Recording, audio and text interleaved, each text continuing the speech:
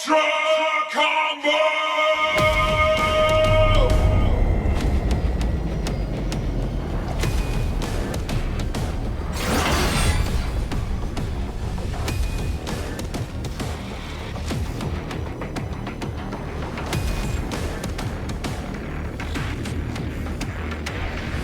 The Killer Instinct games stand out because they're combo-focused. Many fighting games let you perform combos, but it's the core of Killer Instinct, and that makes it a bit different. If up against a skilled player, focusing on landing standard or special moves will result in defeat.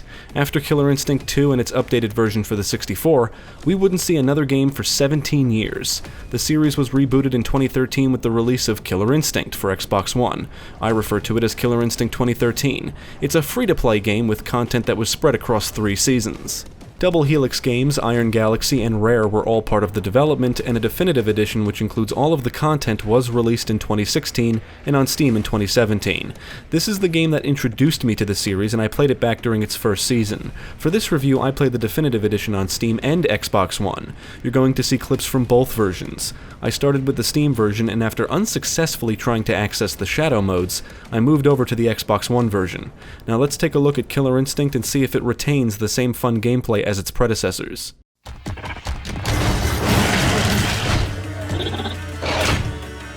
I don't play many free-to-play games because I feel like they're always aiming for my wallet, and in my experience that usually is the case and the gameplay is negatively affected because of it. Killer Instinct is one of the few to have what I consider a fair business model.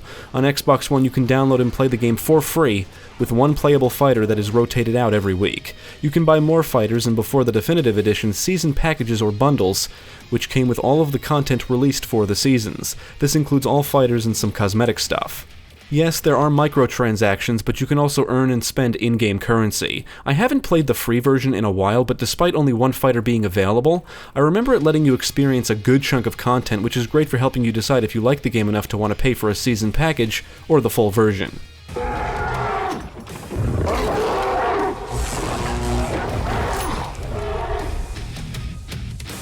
There is a story mode where you fight a series of opponents, and each character has multiple different endings. To unlock the different endings, you have to meet certain requirements. Only characters from the first 2 seasons are playable, and the Season 2 characters come with narrated cutscenes. Season 3 not only came with new characters, but also a new gameplay mode called Shadow Lords. The objective is to stop Gargos from consuming the Earth. You create a team of 3 characters and fight opponents around the world, working your way to Gargos, and earning loot in the process. Loot can be items that will grant your characters bonus properties, lore, and crafting material. A simple way to describe this mode would be a story/arcade mode with gameplay modifiers. Each fight is a mission, and they come in different difficulties. Before each one, you have the option to choose a consumable and guardian to give you an edge during the fight. Opponents will often have their own bonuses, so there is a strategic element. Characters will interact, your characters can die, you can recruit new ones, and the game even tells you that you might have to restart before you're able to reach and/or defeat Gargos, but you will retain your loot from each playthrough. It's actually a pretty cool mode with a lot of replay value. It's got story, arcade, and roguelike elements.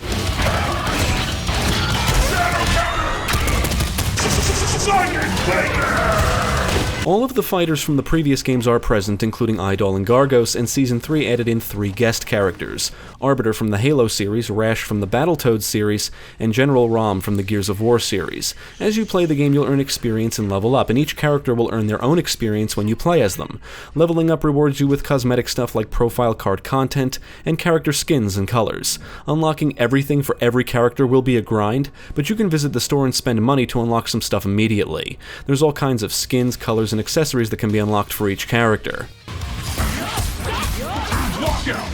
There's a good amount of content on offer in Killer Instinct, but the gameplay is where it shines. Each character can perform the same basic functions like walk, dash, crouch, jump, and block.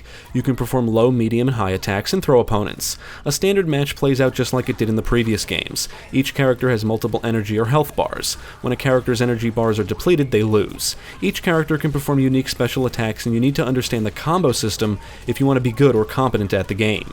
Combos follow a basic structure: opener, auto, linker, auto, ender. Killer Instinct comes with a phenomenal dojo or training mode, and I would advise newcomers to check that out before jumping into anything else. It covers all of the mechanics from the basics to advanced techniques. You'll have to understand not only the combo system, but combo extensions, combo limits, combo breakers, counter breakers, and shadow attacks, among some other things. If you're just a casual player, you can easily overlook the advanced stuff and still enjoy the game, and you can even toggle on Combo Assist and customize it to assist you with different aspects of performing combos. The amount of training and help the game offers is impressive.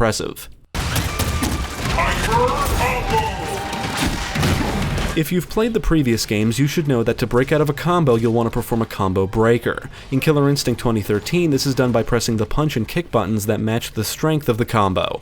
However, if you try to break at the wrong strength, you'll be locked out until the timer ends. Furthermore, combo breakers can be broken with counter breakers. Combos do have limits, and if you exceed the limit with a non-ender attack, you'll cause a blowout, dropping the combo. As you strike opponents and take damage, your shadow meter fills. When it reaches certain points, you can perform shadow attacks, which are more powerful versions of special attacks. You can also perform shadow breakers and counters. Another significant mechanic is the instinct mode. As you take damage and perform combo breakers, you'll fill up your instinct meter. Once full, you can activate instinct mode, which grants characters unique bonuses for a limited time. There's a lot to know, and the training mode does cover it all. There is a practice mode which allows you to adjust different aspects of the AI, and you can always pause the game during matches to consult your character's move list. The gameplay is fast-paced, addictive, and rewarding. You will have to practice and memorize a character's moves, and once you have it down, it becomes addictive trying for long combos. There's nothing more rewarding than landing an ultra combo or ultimate and listening to the announcer shout at the top of his lungs.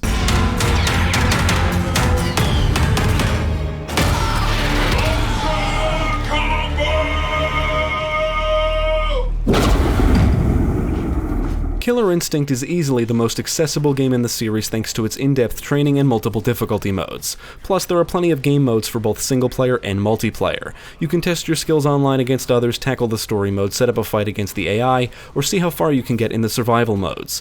In Shadow Lords, you can fight others online with the consumables and guardians. I think the shadow stuff is one of the more interesting aspects of the game. You can create shadow characters, which are like AI fighters that learn from you. You choose a character and fight with it and against it, and it learns based on your performance. After it's created, you can then take it into battle and it will continue to learn. Once it's out in the wild, other players can fight your shadow, and you can analyze its performance. There's a variation of the survival mode where you fight shadow characters, and it's one way to earn shadow points, which is a form of in-game currency that can be spent on cosmetic items for your shadow characters. For some reason, I couldn't access any of the shadow modes in the Steam version. My game would get stuck trying to sync with the servers. I don't know if this is a problem for anyone else, but I moved to the Xbox One version and didn't encounter any issues.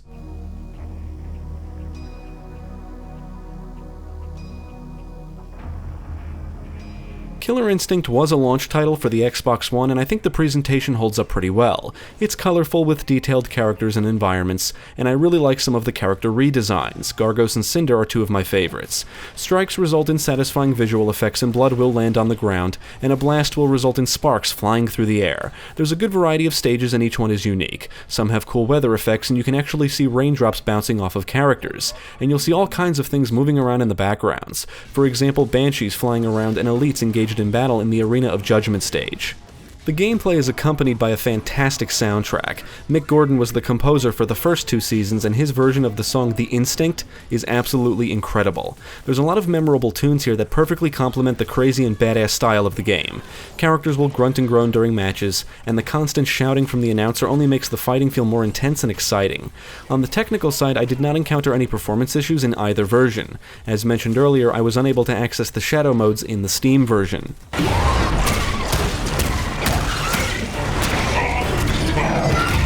I really enjoy Killer Instinct. It's one of my favorite fighting games from the 8th generation. The fighting is fast-paced, addictive, rewarding, and fun. Killer Instinct introduces several new mechanics which add depth to the fighting, but you don't need to know everything to enjoy it. It's a great fighting game for those that want to play competitively or casually. Practice is required to be good, but the game includes an excellent training mode that actually shows you how to play properly and explains the mechanics. Landing long combos is extremely satisfying, and you can even let the game assist you in performing them. It's very welcoming to newcomers. It has multiple difficulties and numerous game modes to test your skills. You can even create and train Shadow/AI characters. Needless to say, Killer Instinct offers a good amount of content. It's got the traditional arcade/story mode, and Shadow Lords is an excellent single-player mode that should keep you coming back for a while. Furthermore, there's a lot of stuff to unlock, and you're rewarded just by playing, although trying to unlock everything might feel like a grind. The series has always maintained a unique personality thanks to its varied roster of characters, interesting stages, and kick-ass music. Killer Instinct 2013 is no exception, and the game introduces some cool new characters like an assault cyborg with chain gun arms, and an assassin that can summon spiderwebs. Ultimately, it's a badass game.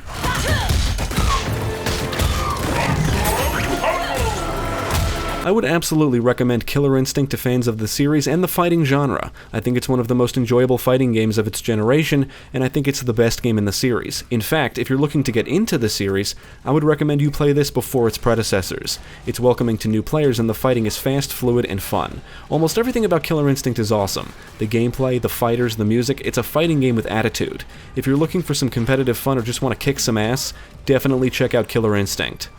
Aria wishes to make an example of these miscreants, to show them if they cannot be a part of Ultratech's future, they will be left in the past. But Riptor just wants to eat. Thank you for watching. If you enjoyed this video, check out the rest of our channel, follow us at the links below, and you can also support us on Patreon. If you're interested in more gaming content, check out our friends over at Gamecast.